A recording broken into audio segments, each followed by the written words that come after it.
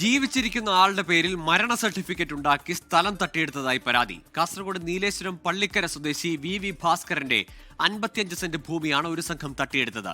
ഭാസ്കരന്റെ പരാതിയിൽ മുൻ Perol village officer അടക്കം 7 പേർക്കെതിരെ നീലേശ്വരം പോലീസ് കേസെടുത്തു. എനിക്കൊപ്പം ഇരിക്കുന്നത് നീലേശ്വരം വില്ലേജിലെ പള്ളിക്കര സ്വദേശി വി ഭാസ്കരനാണ്. 2005 ഇദ്ദേഹം മരിച്ചുപോയെന്നാണ് പേരോൽ വില്ലേജിലെ രേഖകളിൽ സൂചിപ്പിക്കുന്നത്. ഇദ്ദേഹത്തിന് പേരോൽ വില്ലേജിൽ 55 സെന്റ് ഭൂമിയുണ്ടായിരുന്നു.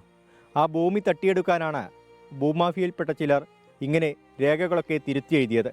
ഇനിയിപ്പോൾ ജീവിച്ചിരിക്കുന്നു എന്ന് തെളിയിക്കേണ്ടതും ഭൂമി തിരിച്ചു വാങ്ങേണ്ടതും വി ഭാസ്കരൻ്റെ മാത്രം ഉത്തരവാദിത്തമാണ്. ഭാസ്കരൻ്റെ മരണ സർട്ടിഫിക്കറ്റിൻ്റെയും പിന്തുടർച്ചാവകാശ സർട്ടിഫിക്കറ്റിൻ്റെയും പകർപ്പുകൾ ഇന്നും വില്ലേജ് ഓഫീസിലെ ഫയലുകളിൽ ഭദ്രമാണ്. താൻ മരിച്ചെന്ന വിവരം ഞെട്ടലോടെയല്ലാതെ ഭാസ്കരന് ഓർക്കാനാവില്ല. ജയരാജ് നികുതി അടക്കാനായിട്ട് പോയ സമയത്ത് അവർ വില്ലേജിൽ നിന്ന് ഇങ്ങനെ ഇത് വേണം, ഇത് വേറെ ആൾ കൈവശാതില്ലെന്നാണ്. അങ്ങനെ അതിൻ്റെ കുടിക്കട സർട്ടിഫിക്കറ്റ് എടുത്ത് നോക്കുമ്പോഴേക്ക് വൈശാഖ് വൈഷ്ണവി അങ്ങനെ 3 പേര് ഇതിലുണ്ട്, കുടിക്കടയിലുണ്ട്. അങ്ങനെ അവർ ആ ഭൂമി കൈമാറിയെന്നാണ് അറിയാൻ കഴിഞ്ഞത്. 1985 സർക്കാരിൽ നിന്നും പതിച്ചു കിട്ടിയ ഭൂമിക്ക് കുറച്ചുകാലം കൃത്യമായി നികുതി അടച്ചു.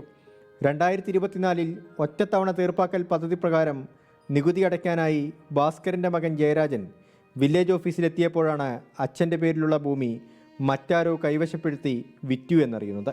അതിൽ 2005 വി ഭാസ്കരൻ മരിച്ചു എന്നും അതിൻ്റെ സർട്ടിഫിക്കറ്റ് ലീഗൽ എയർ 2012 അവരാക്കിയിട്ടുള്ളത്. പേരോൽ വില്ലേജിൽ നിന്നാണ്. നമ്മളായിട്ട് അവർക്ക് യാതൊരു ബന്ധമില്ല. അവർ ഇപ്പം ബന്ധം എന്ന് വെച്ചാൽ പേരിൻ്റെ ബന്ധം മാത്രം.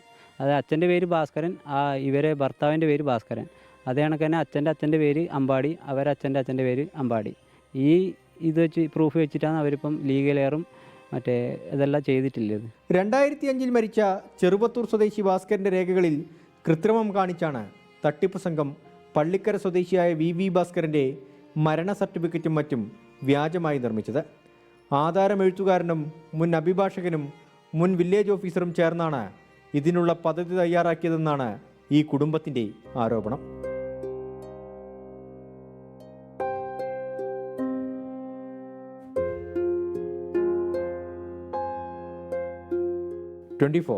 കാസർഗോഡ്.